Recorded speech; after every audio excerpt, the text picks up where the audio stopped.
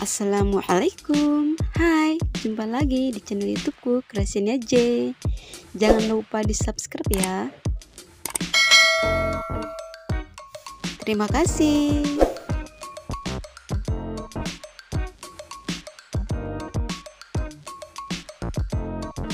Langkah pertama, kukus 400 gram ubi yang sudah dipotong-potong dan dicuci bersih ya. Sebelumnya panci kukusannya ini sudah saya panaskan, jadi di sini kita akan kukus ubinya kurang lebih sekitar 10 menit ya teman-teman, sampai ubinya itu lunak. Nah, ini ubinya sudah matang, jadi saya mau pindahkan ke wadah lain.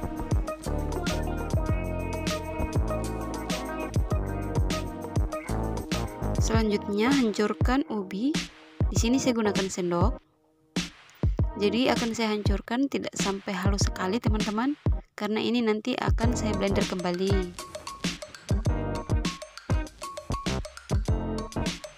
Nah, ini ubinya sudah hancur, jadi saya mau lanjutkan haluskan menggunakan blender.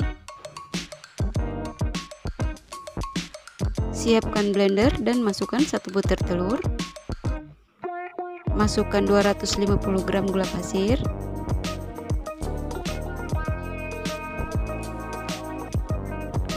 Jadi telur dan gulanya mau saya blender terlebih dahulu, tapi di sini saya blendernya tidak sampai halus ya.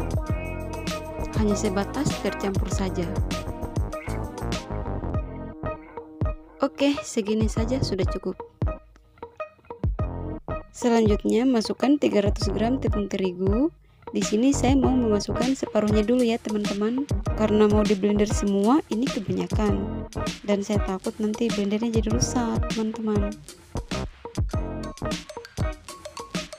Selanjutnya saya mau memasukkan ubi yang sudah saya hancurkan tadi. Jadi ubinya mau saya bagi dua juga ya teman-teman.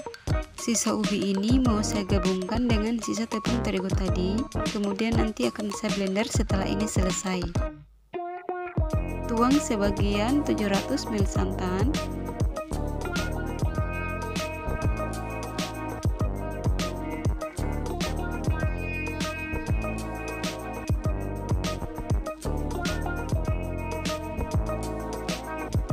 Nah, jadi semua bahan yang sudah saya blender tadi teman-teman sudah saya pindahkan ke wadah ini ya. Kemudian ini kita sisihkan dulu. Selanjutnya saya mau membuat bahan B yang terdiri dari 6 sendok makan tepung maizena.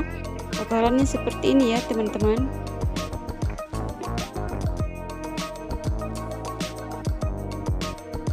Kemudian masukkan 300 ml santan. Dan tambahkan 1 sendok teh garam. Kemudian ini kita aduk sampai tercampur rata. Dan supaya warnanya lebih cantik, di sini saya mau tambahkan 1 sendok teh pewarna kuning. Kemudian ini kita masak sambil terus diaduk-aduk supaya adonannya tidak gosong di bagian bawah.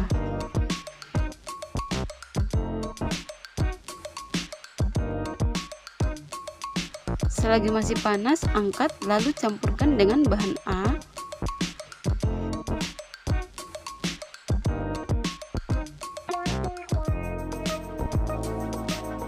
Kemudian ini kita aduk sampai tercampur rata.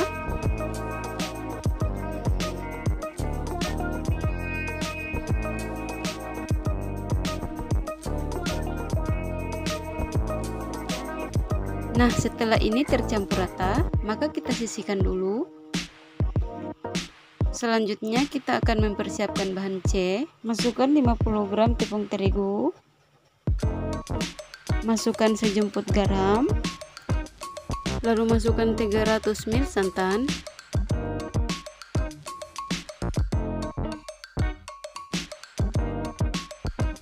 Kemudian ini kita aduk lagi sampai tercampur rata.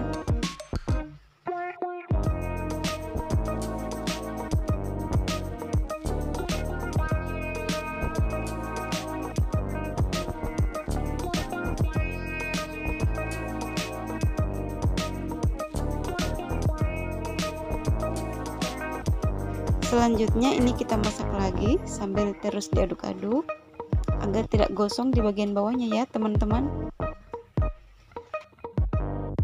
Kemudian di sini saya mau tambahkan 1 sendok makan gula pasir. Jika teman-teman ingin bahan C-nya ini lebih cair, ada 2 pilihan ya teman-teman.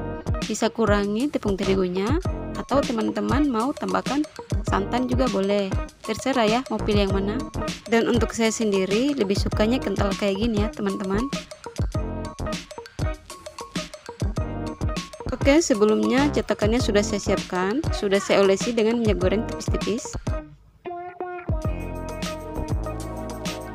Selanjutnya adonannya mau saya pindahkan ke wadah lain. Di sini saya pilih gelas ukur karena ada corongnya teman-teman, supaya nanti pada saat pengisian di dalam cetakan itu mudah untuk dituang. Tuang adonan kuning ke dalam cetakan, jangan sampai penuh ya teman-teman.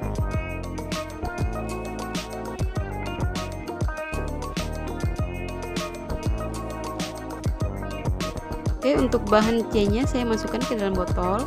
Jika teman-teman ingin memasukkan ke dalam plastik segitiga juga boleh. Cara menuangkannya itu dari tengah seperti ini teman-teman. Walaupun adonan C-nya itu kental seperti ini teman-teman, jangan khawatir ya. Ini nanti setelah kita kukus bentuknya akan menjadi cantik kok.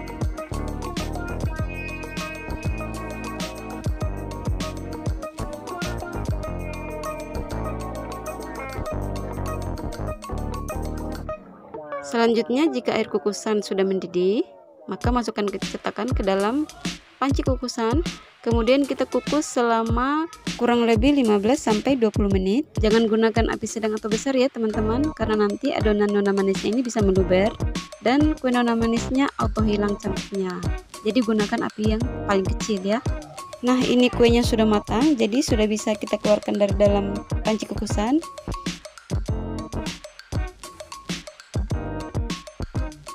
Kemudian tunggu sampai kue nona manisnya dingin, baru dikeluarkan dari dalam cetakan ya teman-teman. Selanjutnya kukus adonan yang tersisa sampai selesai.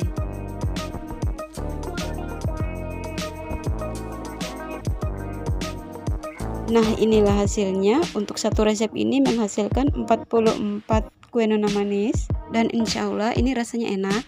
Jadi teman-teman boleh coba ya di rumah.